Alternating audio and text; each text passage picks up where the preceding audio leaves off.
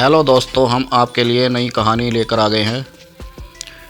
गणेश जी विघ्न विनाशक वह शीघ्र प्रसन्न होने वाले देवता हैं। अगर कोई सच्चे मन से गणेश जी की वंदना करता है तो गौरी नंदन तुरंत प्रसन्न होकर उसे आशीर्वाद प्रदान करते हैं।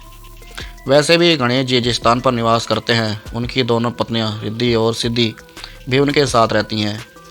उनके दोनों पुत्र शुभ व लाभ का आगमन भी गणेश जी के साथ ही होता है। कभी कभी तो भक्त भगवान को असमंजस में डाल देते हैं। पूजा पाठ व भक्ति का जो वरदान मांगते हैं वह निराला होता है। काफ़ी समय पहले की बात है। एक गांव में एक अंधी बुढ़िया रहती थी।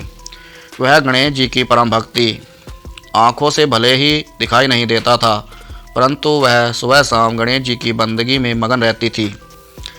नित्य गणेश जी की प्रतिमा के आगे बैठकर उनकी स्तुति करती, भजन गाती, वह समाधि में लीन रहती। गणेश जी बुढ़िया की भक्ति से बड़े प्रसन्न हुए। उन्होंने सोचा, यह बुढ़िया नित्य हमारा स्मरण करती है परंतु बदले में कभी कुछ नहीं मांगती। भक्ति का फल तो उसे मिलना ही चाहिए।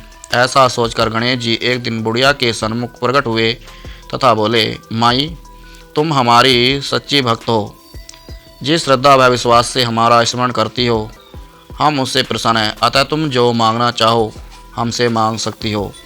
बुढ़िया बोली, प्रभु, मैं तो आपकी भक्ति प्रेम भाव से करती हूँ, मांगने का तो मैंने कभी सोचा ही नहीं, अतः मुझे कुछ नहीं चाहिए। गणेश जी पुनः बोले, हम वरदान देने के लिए आए हैं। बुढ़िया बोली, हे सो परमेश्वर, मुझे मांगना तो नहीं आता, अगर आप कहे तो मैं कल मांग लूँगी, तब तक मैं अपने बेटे व बहू से भी सलाह मशवरा कर लूँगी। गणेश जी कल आने का वादा करके वापस लौट गए। बुढ़िया का एक पुत्र व बहू थे। बुढ़िया ने सारी बात उन्हें बताकर सलाह मांगी। बेटा बोला, माँ, तुम गणेश जी से ढेर सारा पैसा मांग लो, हमारी गरीबी दूर हो जाएगी, सब सुख चैन से रहेंगे। बुढ़िया की बहू बोली, नहीं, आप एक सुंदर पोते का वरदान मांगे, वंश को आगे बढ़ाने वाला भी तो चाहिए। बुढ़िया बेटे और बहू की बातें सुनकर असमंजस में पड़ गई। उसने सोचा, यह दोनों तो अपने अपने मतलब की बातें कर रहे हैं। बुढ़िया ने पड़ोसियों से सलाह लेने का मन बनाया। पड़ोसन भी नेक दिल की थी। उसने बुढ़िया को समझाया कि तुम्हारी सारी जिंदगी दुखों से कटी है, अब जो थोड़ा जीवन बचा है वह तो सुख से व्यतीत हो जाए। धन अथवा पोते का तुम क्या करोगी? अगर तुम्हारी आंखें ही नहीं हैं तो ये संस्कारी वस्तुएं तुम्हारे लिए व्यर्थ हैं, अतः तुम अपने लिए दोनों आंखें मांग लो। बुढ़िया घर लौट आई। बुढ़िया और भी सोच में पड़ गई। उसने सोचा, कुछ ऐसा मांग लूँ जिससे मेरा बहू व बेटे सबका भला हो, लेकिन ऐसा क्या हो सकता है? इसी उधेड़-बुन में सारा दिन व्यतीत हो गया।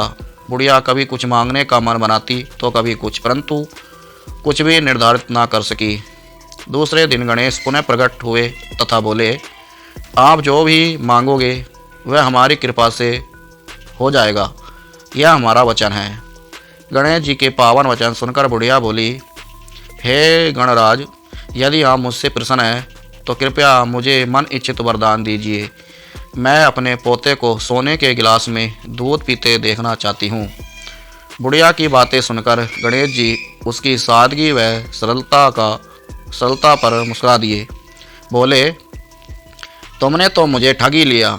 मैंने तुम्हें एक वरदान मांगने के लिए बोला था, परंतु तुमने तो एक वरदान में ही सब कुछ मांग लिया। तुमने अपने लिए लंबी उम्र तथा दोनों आंखें मांग ली हैं, बेटे के लिए धन व बहू के लिए पोता भी मांग लिया है। पोता होगा, ढेर सारा पैसा होगा, तभी तो वह सोने के गिलास में दूध पिएगा। पोते को देखने के लिए तुम जिंदा रहोगी, तभी तो देख पाओगी। अब देखने के लिए दो आंखें भी देनी पड़ेंगी। फिर भी वह बोले, जो तुमने मांगा वह सत्य होगा। यूँ कहकर गणेश जी अंतर्ध्यान हो गए। कुछ समय पाकर गणेश जी की कृपा से बुढ़िया के घर पोता हुआ। बेटे का कारोबार चल निकला तथा बुढ़िया की आंखों की रोशनी वापस लौट आई। बुढ़िया अपने परिवार सहित सुखपूर्वक जीवन व्यतीत करने लगी। तभी तो कहते हैं, जो गणेश जी की भक्ति करता है उसकी कामना पूरी होती है और वह अपने भक्तों की कामना पूरी करते हैं। वीडियो अच्छी लगी हो तो वीडियो को लाइक, चैनल को सब्सक्राइब कर लें प्लीज़।